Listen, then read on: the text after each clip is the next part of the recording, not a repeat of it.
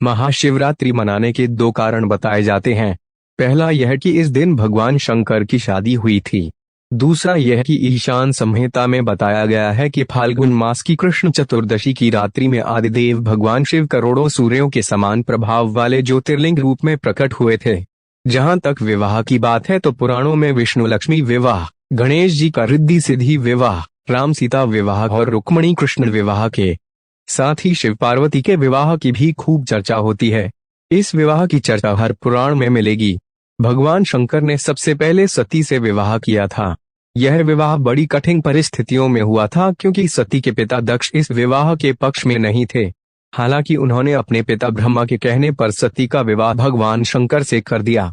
राजा दक्ष द्वारा शंकर जी का अपमान करने के चलते सती माता ने यज्ञ में कूद कर आत्मदाह कर लिया था। इसके बाद शिव जी घोर तपस्या में चले गए।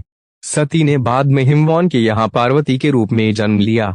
उस दौरान तारकासुर का आतंक था।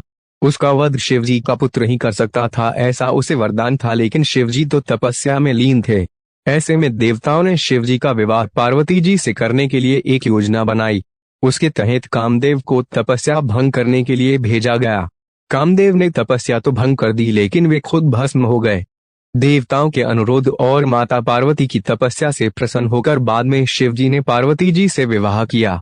इस विवाह में शिव जी बारात लेकर पार्वती जी के यहाँ पहुंचे।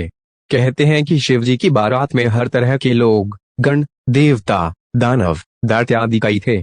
शिव पशुपति हैं, मतलब सभी जीवों के देवता भी हैं, तो सारे जानवर, कीड़े मकोड़े और सारे जीव उनकी शादी में उपस्थित हुए।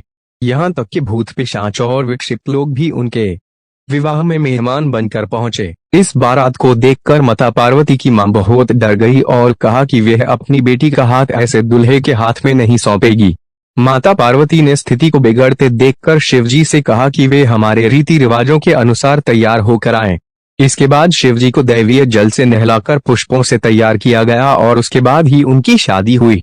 विवाह के दौरान वर वधू दोनों की वंशावली घोषित की जानी थी। एक राजा के लिए उसकी वंशावली सबसे अहम चीज होती है, जो उसके जीवन का गौरव होता है। तो पार्वती की वंशावली का बखान खूब धूमधाम से किया गया, परंतु जब शिवजी की वंशावली के बखान करने की बारी आई तो सभी चुप हो गए। बाद में नारद जी ने बात को संभाला और शिवजी के गुणों का बखान किया।